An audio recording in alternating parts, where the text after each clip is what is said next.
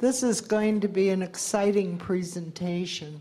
I'm Timmy, the Executive Director for a few more months of the Historical Society. And I'm very pleased to be able to, first of all, thank the Community Media Center for being here to tape.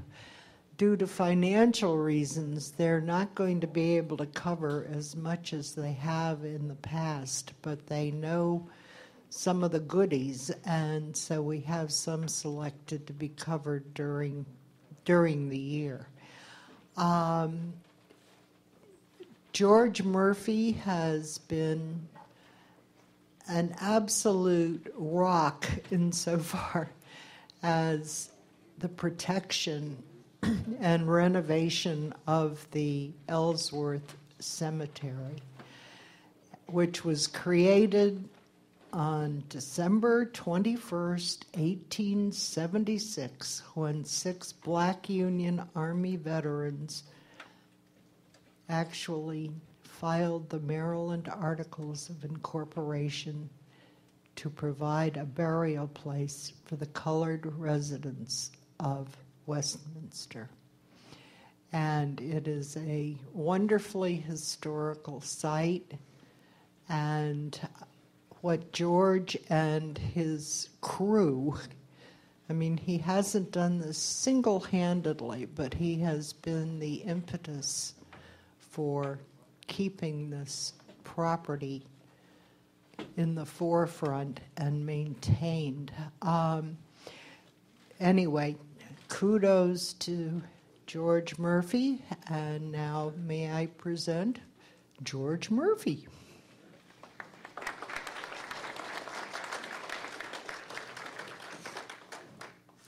Ladies and gentlemen, it's a privilege and an honor to speak at the Box Lunch Talk series. My name is George W. Murphy. I am president of the Ellsworth Cemetery Company. To my left, Mr. Jesse Sherrod. Jesse, would you please stand up? There's the vice president of the company. Thank you. This is one of the oldest nonprofits in Carroll County.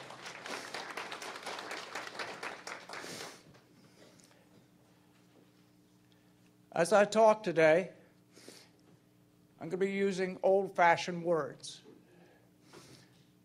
that are proper.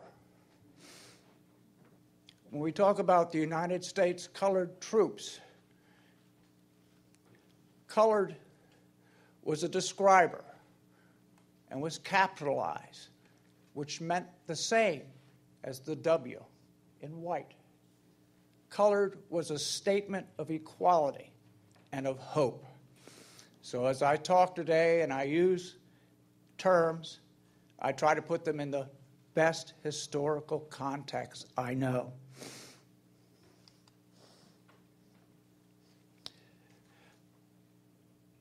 Maryland was founded in 1634. The Ark and the Dove, Lord Baltimore, Cecil Calvert, arrived in this state. This state was unique. It was a unique business experiment, and it was a unique colony. It was Lord Baltimore's second venture in North America. His first venture was the small town of Avalon in Newfoundland. I've been there, where he found out it was a beautiful harbor, but it was so cold you couldn't grow any crops. So he decided to send his next colony to where at least they had a growing season. When the Ark and the Dove left England and then left the Netherlands, Matthias de Souza is listed on the manifest as a Portuguese mulatto. We can assume several things about Matthias de Souza. We know what his activities were once he was in the colony. He shares the same last name with the Portuguese governor of Angola. He could speak English well enough to become part of the voyage, so we can safely assume that Matthias de Souza spoke Portuguese, Bantu dialects, and English. He was a full member of the colony, was outfitted with a sailing skiff, and was in charge of trade agreements with the Native American tribes all along the eastern shore. There are no pictures of him, no photographs of him. We know of his activities. We know of his value to the colony as an explorer and a linguist. So Maryland began, unlike any other colony in the 13 colonies, as a racially integrated colony. There were no slaves. The first housing that was built or acquired for the colonists was in fact built by Native Americans and was purchased by Cecil Calvert when he landed.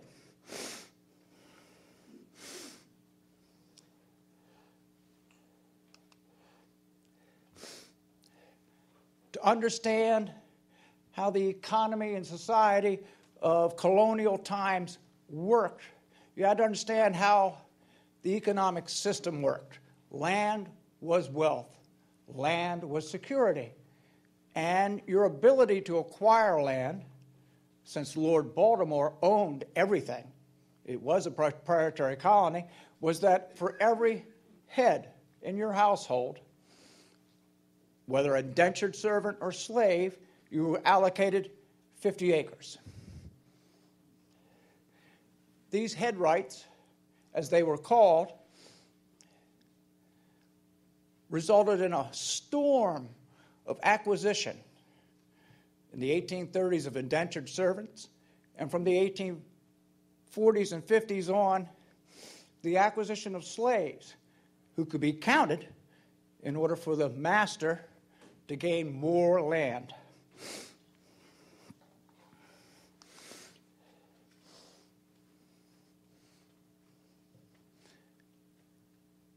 Within 30 years of the establishment of Lord Baltimore's colony here, Maryland, because of the commerce and traffic in slaves, wrote its own slave codes. And according to the book, The Old Line State, and Morris Radoff, by the end of the 17th century, Maryland had enacted a slave code whose harshness, as claimed by some, was exceeded only by the Code of South Carolina in cruelty and inhumanity. When people think of the extremes of how people were treated, you tend to think of the Deep South, Georgia, Alabama, Mississippi. Make no mistake about it.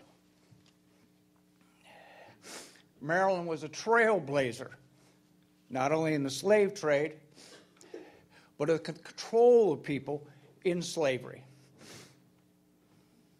There was a recent excavation of a plantation in southern Frederick County. And that plantation excavation was replete with instruments of torture. The system of slavery used at the worst of the plantations was the French or Martinique system, which totally controlled people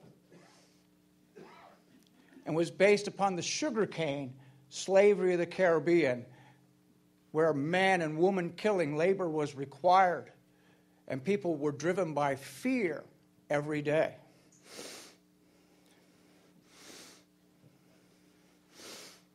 Maryland's political history and its history in this area of commerce are kind of parallel, in my mind.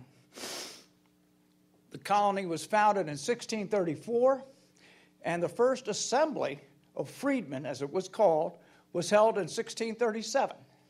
Anybody Anybody in St. Mary's County or in Lord Baltimore's colony could go there and vote. By 1654, you could go there, but you had to vote for a delegate first, and you couldn't vote directly. After the slave codes were instituted in 1670, land and property and wealth being so important in a rather desperate and barbaric time, you could vote if you owned 50 acres of land or if you possessed a visible estate of 50 pounds sterling. Then you were a voter. And of course, in those days, women were not a factor at all.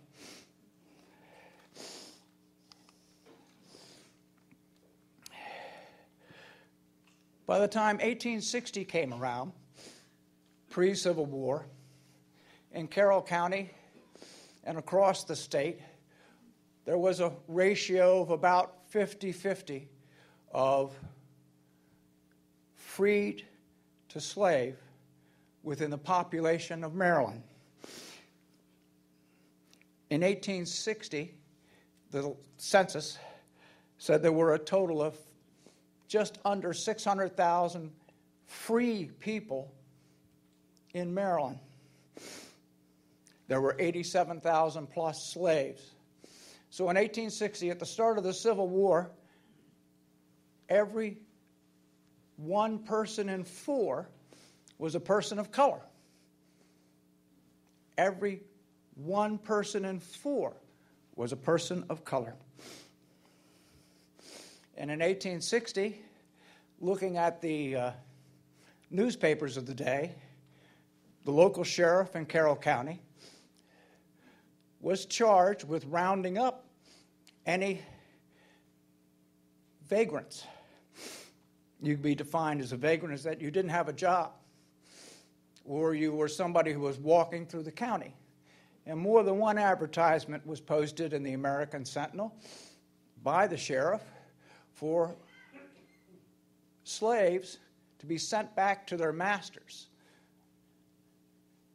People were sold into bondage here in Carroll County on the steps of the original courthouse right through 1860. Maryland was very much a part of the slaveocracy. We think of ourselves today as a quote-unquote liberal state,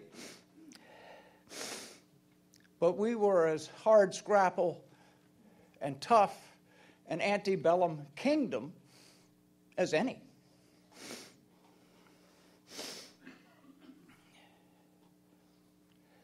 There have been some question about how many men actually served from Carroll County. I came upon an 1883 article in the American Sentinel. It was a report of the Board of Pensions and Bounties. And they calculated that about over 10,000 men of color served the Union Army from Maryland. That represents 47% of all those who served the Union. Just about 1 in 2 Union soldiers from Maryland were men of color. Maryland had the distinction of raising 5 regiments. The 4th, the 7th, 9th, 13th, and 39th were raised exclusively in Maryland.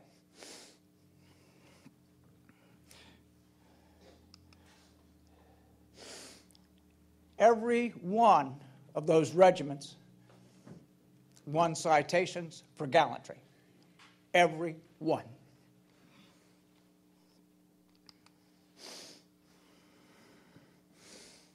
At the close of the Civil War, Lee was down to his last 28,000 men. And he sent his cavalry out across the hillside around Appomattox Court House to sweep away the Union soldiers that were there. They drove them off the hillside and went to reconnoiter in the valley. And what did they see? They saw what was called then the Army of the James. Men from Maryland, some from Carroll County, were marching as a blue wall to Appomattox Court House.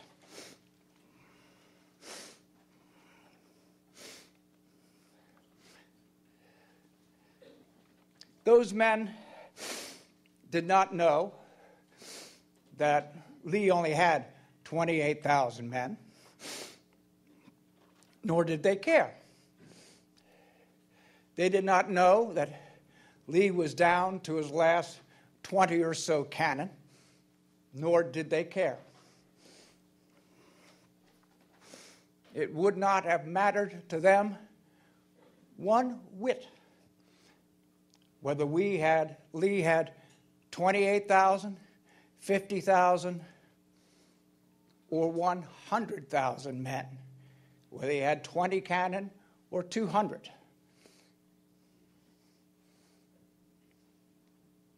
If Grant said charge, they would.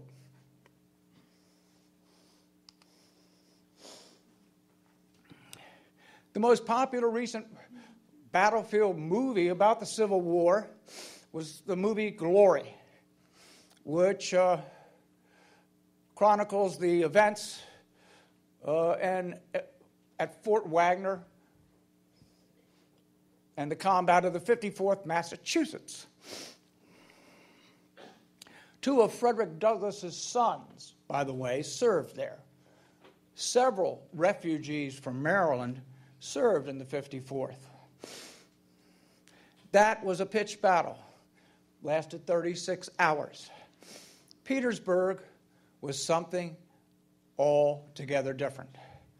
Petersburg lasted for 10 months, and time after time after time, Grant and Burnside would call upon the 4th and 13th to plug the gaps as the Confederates also made energetic counterattacks.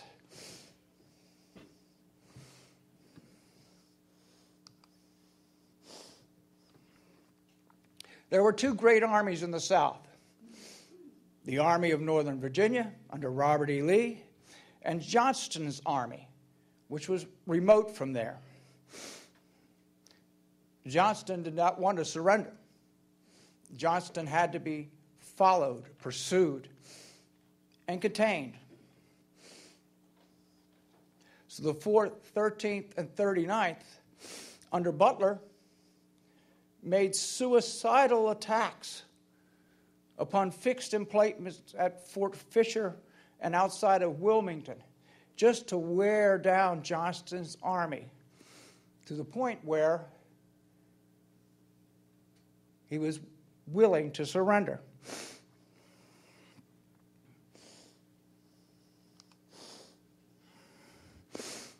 In the Civil War, 17 men of color in the United States Army earned Congressional Medals of Honor. None of them received Medals of Honor for, as others did, arriving late on the battlefield and picking up the battle flags and hightailing on a horseback to the general. These men earned these medals the conventional way.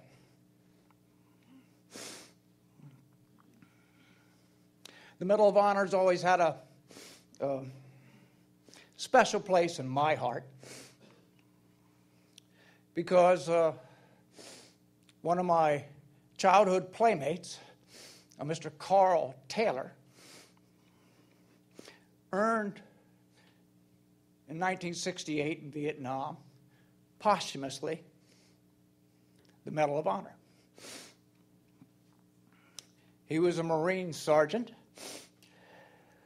who did and dared the impossible. He was sent out to rescue a military intelligence platoon with his platoon, found them, shot to pieces. His platoon ended up getting shot to pieces, and he was a sergeant. So he told his men, you go that way, back to the lines. He went the other way.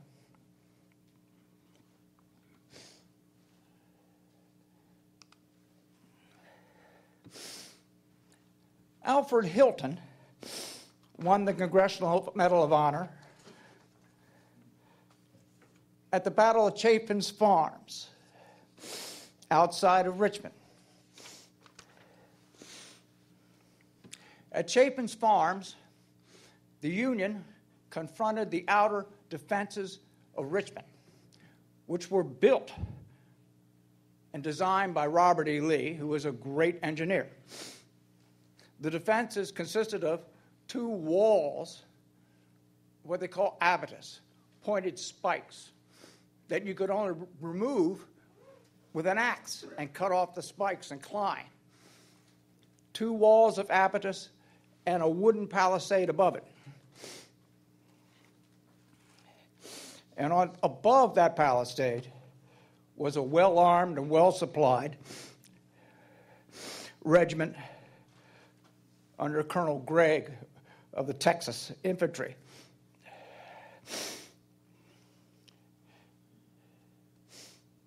Alfred Hilton was one of the color guard. And as such, he and the other members of the color guard were absolutely brilliant targets to the Confederates.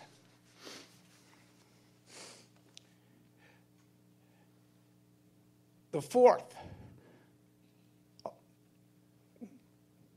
United States colored troops, many of whom came right from Westminster, was attacking.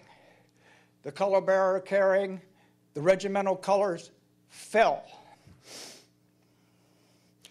Alfred Hilton picked up that flag. That flag. This is based upon the restored flag for the 4th United States Colored Troops that's in the Maryland Historical Society. The other half of that flag lies in the dirt outside of Richmond. In this initial assault, the color guard was shot down. Alfred Hilton was the only man left standing. He had the national colors in one hand and the regimental colors in the other. His citation, official citation, reads, when the regimental color bearer fell, this soldier seized the color, carried it forward, together with the national standard, until it was aimed at the enemy's inner line. He marched forward, not backward, until he was shot through the leg. He died 3 weeks later. But before he died, he called out, "Boys, save the colors." And Christian Fleetwood of Baltimore took the national standard from him. Charles Veal of Virginia grabbed this flag. Christian Fleetwood was a college-educated editor. He had a magazine in Baltimore called the Lyceum, which was the premier magazine of black literature in the Upper South for a time. His parents had made friends with the sugar barons in Baltimore. He had traveled to Liberia and Sierra Leone, extremely well educated. And so when he joined the 4th United States Colored Troops, because of his education, he was made a sergeant. And on this day, at Chapin's Farms, he was the sergeant major.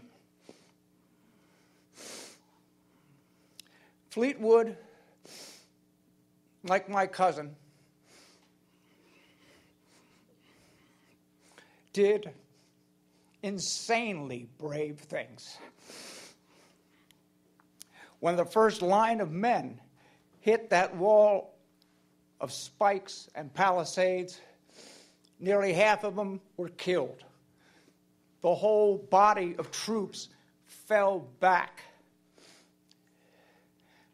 And Fleetwood and Veal waved the flags and rallied the survivors. And in the second assault, Fleetwood leading the way, they took the position. They cracked the outer line of Richmond's defenses.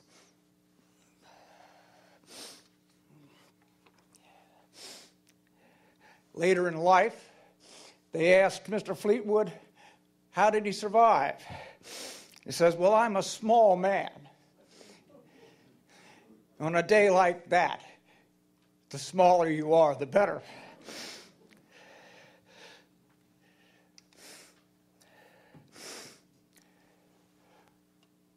William H. Brown received the Congressional Medal of Honor from the United States Navy. He was serving on the USS Brooklyn in the Battle of Mobile Bay, which, if we remember our high school history, is where Admiral Farragut was reported to have said in the heat of the battle, damn the torpedoes, full speed ahead. Admiral Farragut had arranged a fleet of 18 vessels. The Brooklyn, on which William H. Brown served, was the lead vessel. It had a boom on its bow, which was designed to catch the torpedoes, or rather the mines, that were all over Mobile Bay Harbor. Its job, despite being a wooden vessel, was to lead the flotilla past the large cannons of Fort Morgan, and ultimately to encounter the largest ironclad of the war, the Tennessee, which was docked in Mobile Bay.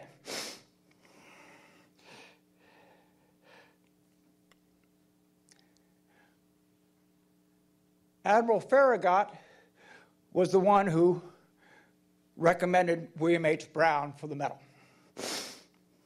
Admiral Farragut was tied off to the topmost mast of his ship, the second in the line of 18, as they went past Fort Morgan. And he could look down upon the deck of his ship and the Brooklyn and see what was going on. An ironclad broke formation, the Tecumseh.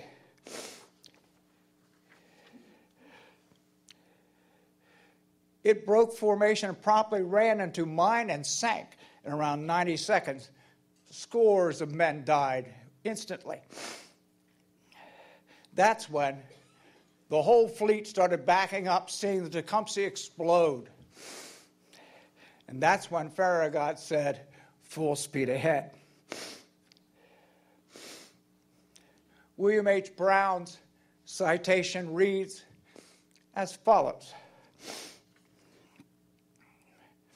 On board the USS Brooklyn, during the successful attacks against Fort Morgan, rebel gunboats, and the ram Tennessee in Mobile Bay on August 5th, 1864. Stationed in the immediate vicinity of the shell whips, the men who passed the shells to the cannon, which were twice cleared of men by bursting shells, Brown remained steadfast at his post and performed his duties in the powder division throughout the furious action, which resulted in the surrender of the prize rebel ram Tennessee and the damaging and destruction of the batteries at Fort Morgan. What caught Admiral Farragut's attention was that when the decks were cleared of men passing shells and they were all dead from canister shot, Brown and other men simply moved their bodies and stacked them to the side and went back to work.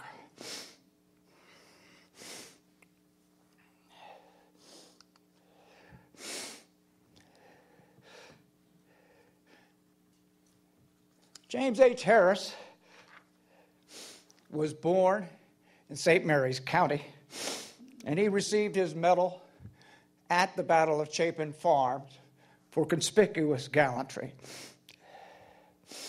His citation is the shortest and most poignant of all.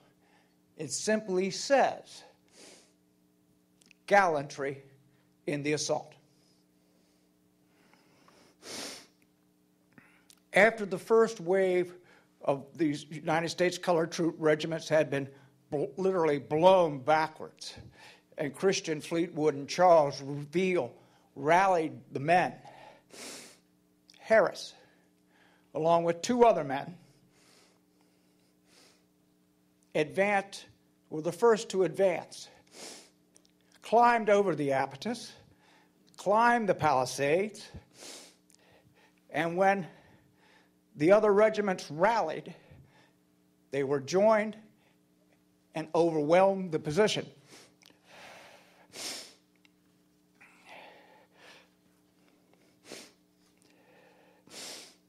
His citation reads as follows: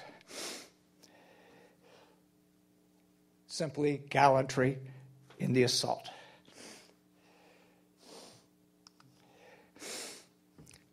Accompanying him was his friend, another Marylander, William H. Barnes, who, although wounded, accompanied Harris in this suicidal assault.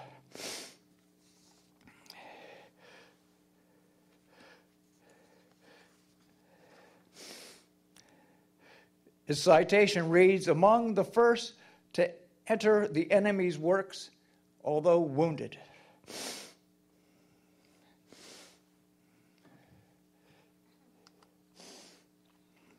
A very local man, a resident of Howard County, born a slave in Howard County, just across the Patapsco River from here. His name is Decatur Dorsey. He received his Congressional Medal of Honor at the Battle of the Crater.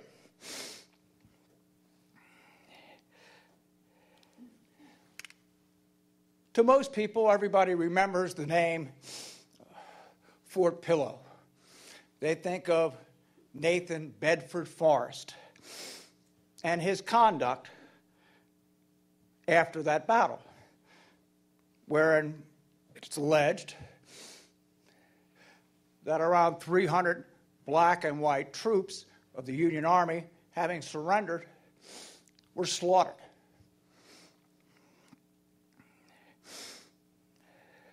The Battle of the Crater was the bloodiest event of the siege of Petersburg.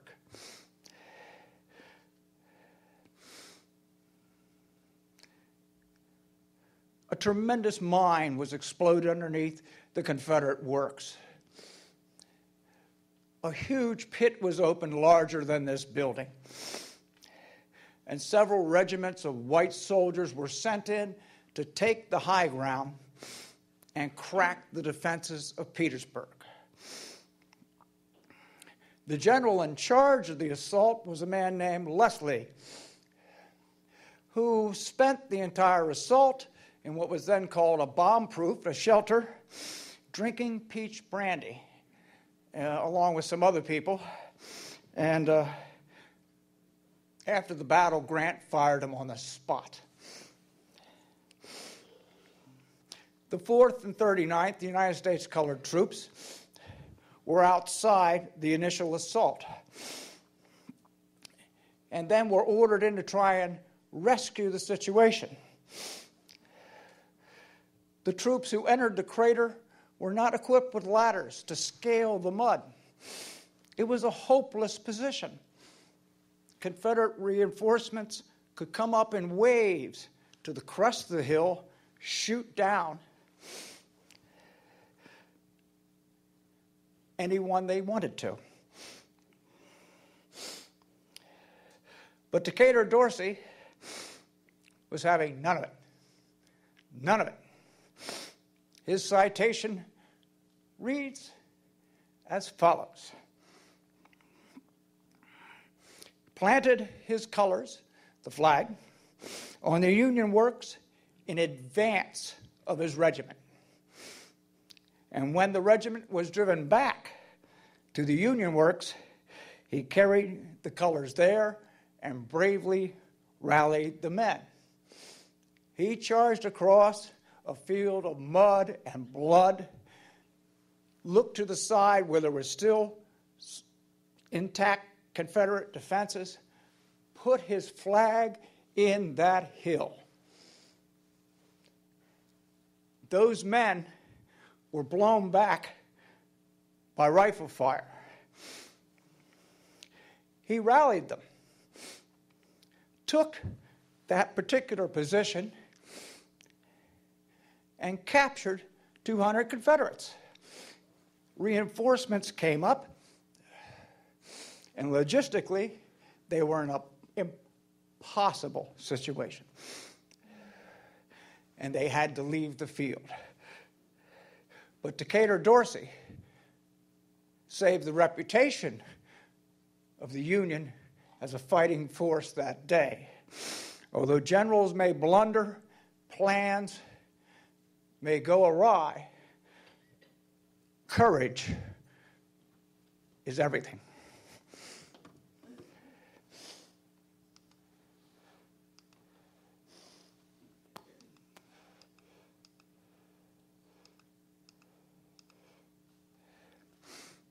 There's one slide that is not up right now. According to the records of the American Legion and the Carroll County Historical Society, there were 6 known men from Carroll County who joined the Union Army. That list is now expanded to 28 on the basis of my research and the cooperation and support of my friends.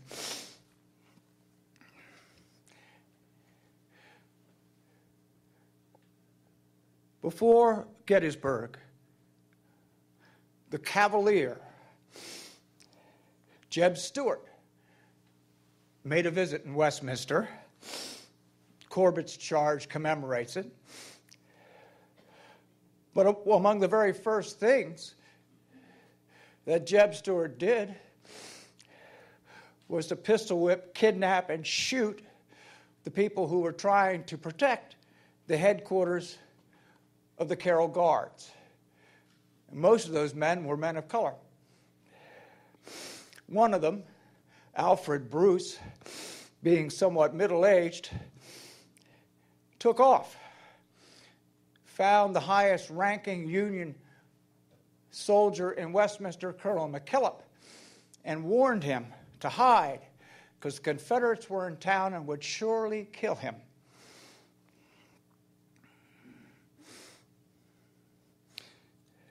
Colonel Birney was the chief recruiter assigned by General Butler to raise the United States colored troops in Carroll County.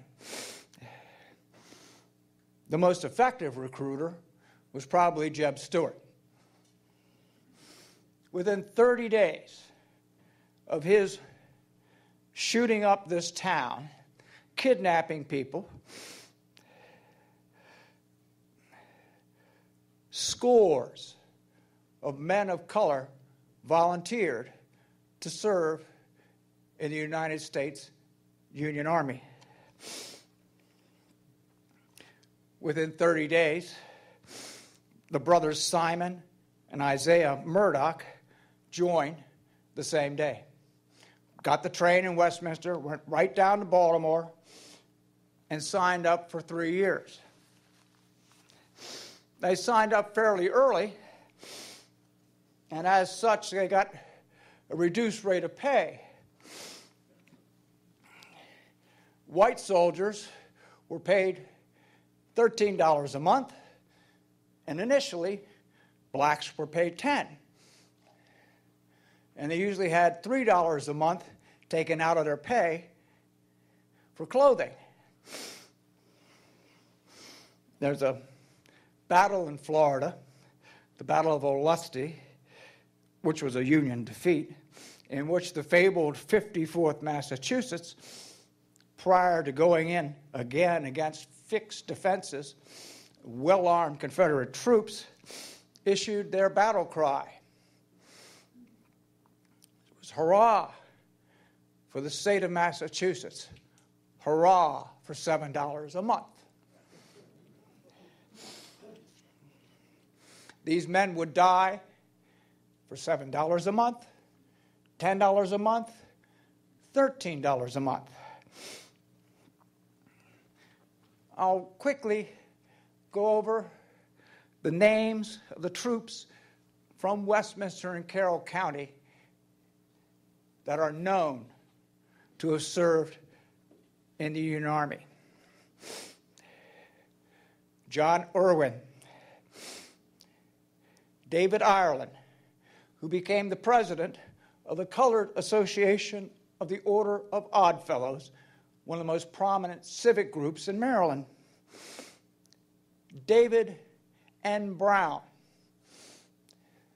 who after the war became a reverend, built Western Chapel Church, started Western Chapel Cemetery.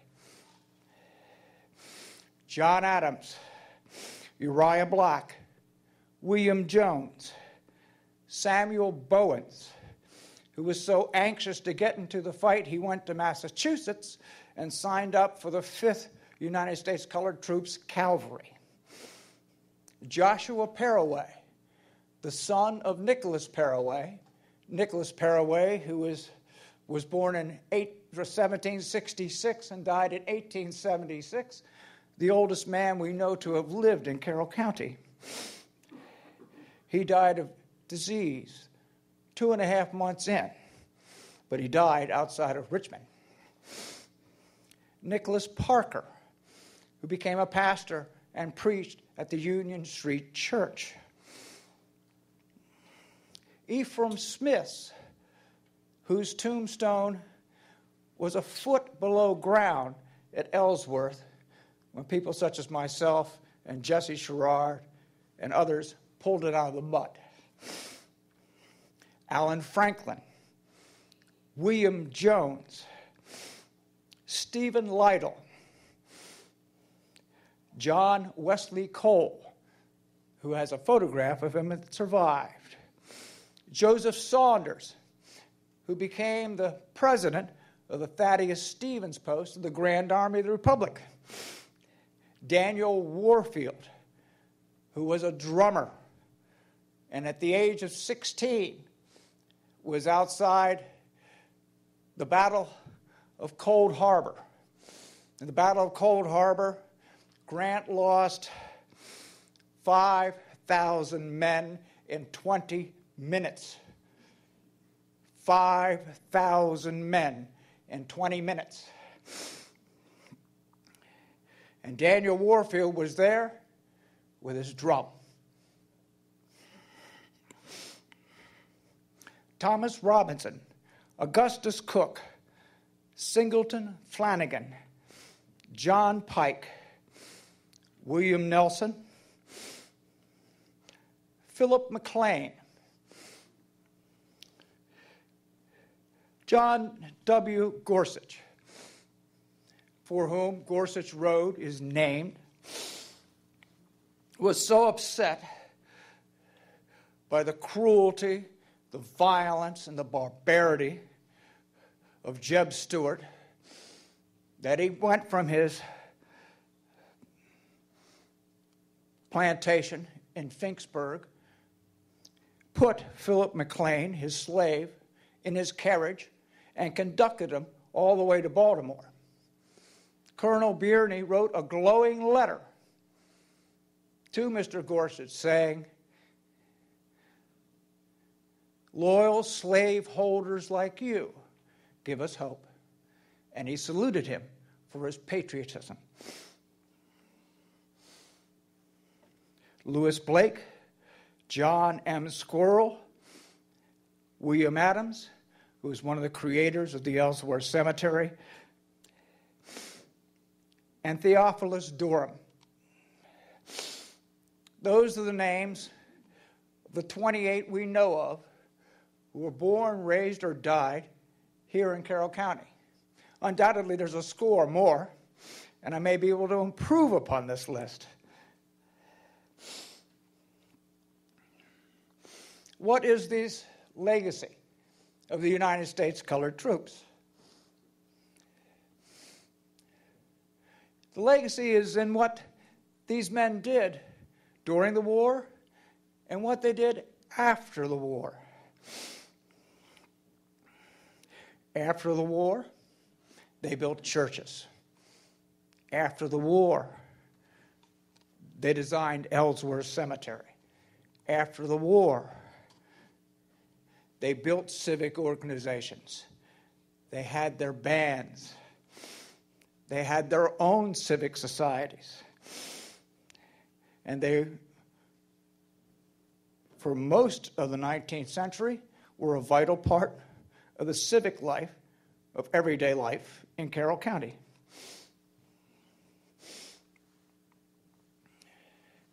What kind of people, what kind of character did they have? Well, when it came time for them to create institutions which would last the century, they created two institutions. The Grand Army of the Republic, the colored equivalent, if you will, of the American Legion. And who did they name that post for? Frederick Douglass? One of their own? Christian Fleetwood? No. They named it for a hero of theirs, Thaddeus Stevens, a man who was for abolition in 1840, 1850, 1860, and until the day he died. And when he died, he made sure he was buried in a black cemetery so that all his descendants could see where his heart was. The other institution that they built was the Ellsworth Cemetery.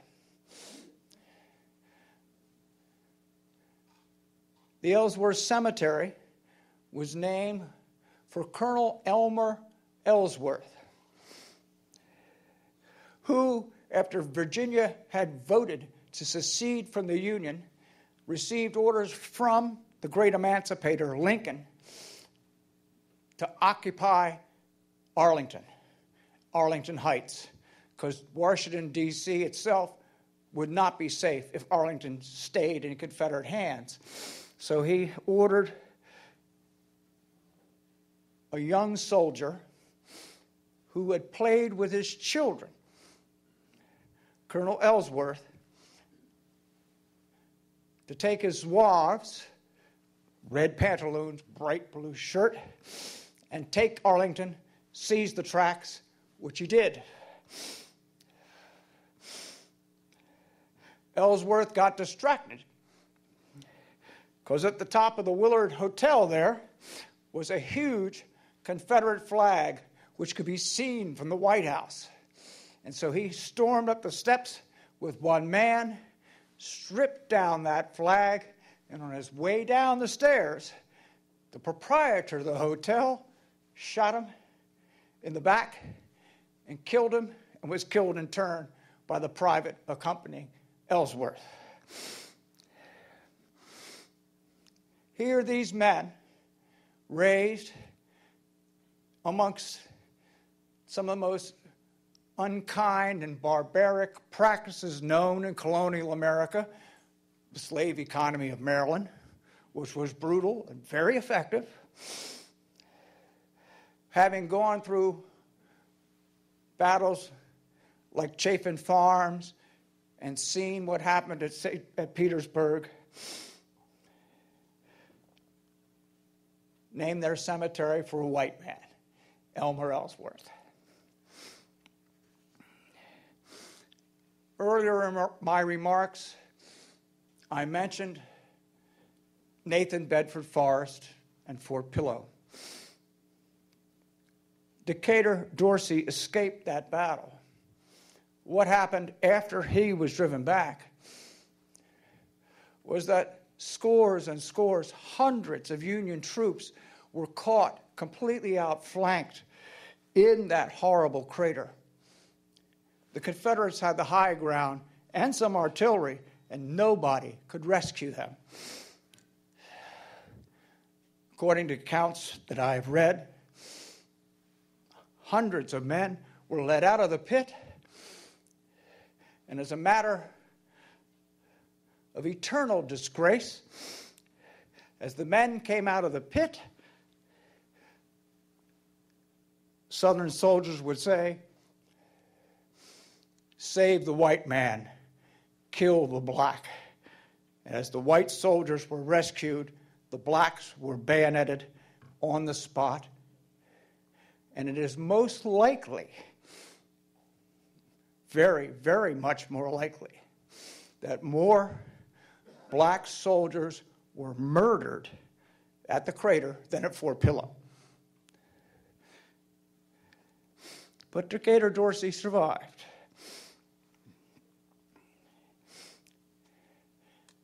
Carroll County today has a legacy of small graveyards, historic places where soldiers rest side by side.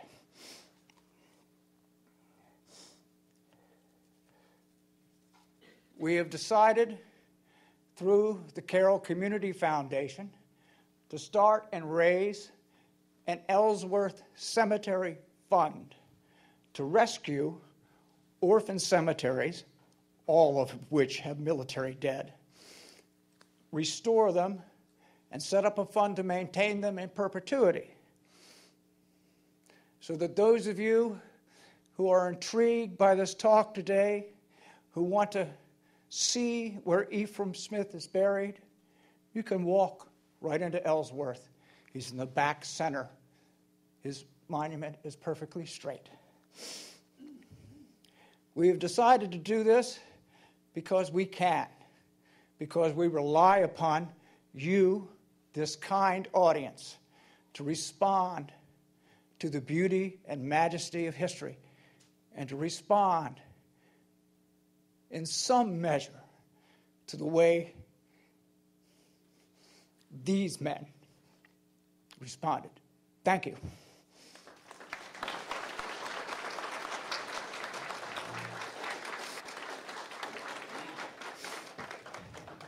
I'll be more than glad to take some questions, and as the note says, either belt it out or repeat it.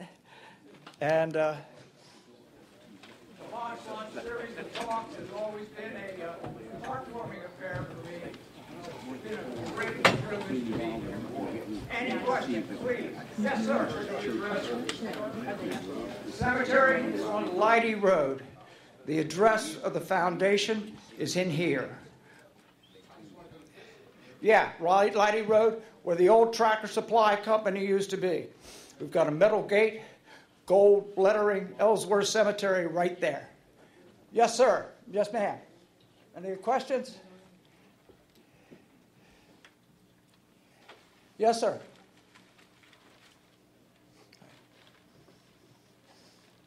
Yes.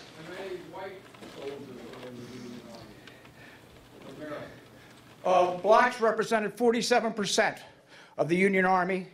around 10,600, as best I can tell by the records, and I've done a pretty good job of it. So the Union Army had probably 11,200, 11,300 white Union troops. What is particularly valuable is if you go to the record of the white troops, like the 4th Regiment, you see the roster of men, officers, and all this. When you get down to corporals and privates, every other man deserted. Why would you want to stay in that army when you were losing early in the war? And I've done the research on the records of the United States colored troops. To the best of my knowledge, I know a little bit, none ever deserted. None went AWOL. None of them. Bob. George, how did you get such a passion and interest in this particular subject? In 1999, there were rumors that the Carroll County Board of Education was going to abolish Martin Luther King's birthday as a holiday. I'm a 60s guy. I met Ralph David Abernathy. I'm an ex-civil rights guy. And we decided to organize a branch of the NAACP here, Branch 7014, whose president, Gene Lewis, stand up, Gene, is here today.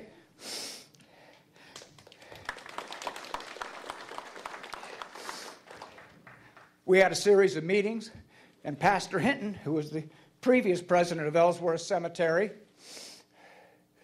at the end of a long meeting said 2 words, "We'll march." That's what happened. We had every TV camera in the Western world. Martin Luther King's birthday was back on the calendar, mystery of mysteries. And after that was over, I became treasurer of the NAACP, and I asked Reverend Hinton whether there was anything else I could help him do. And he said, "George, let's go to Ellsworth." That's where it started. Yes, sir. How are you? Fine. I have surgery tomorrow. I'm fine today. I'm a Civil War reenactor with the 54th Mass. Yes. And a descendant of the 29th Regiment out of Connecticut. I want to commend you for a job well done. This is a story that's not been told. And my hat's off to you for sharing that story. Thank you. Thank you so much. Yeah, thank you, thank you. Any more questions?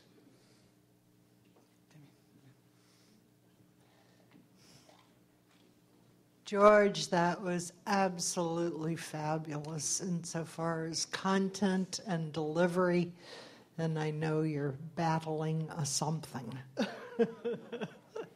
Anyway, I do want to thank our programs committee for going forth every month with these BLTs, and I do want to thank some of the new folks, the new faces that we've seen here today, and invite you to come back. We do this every month.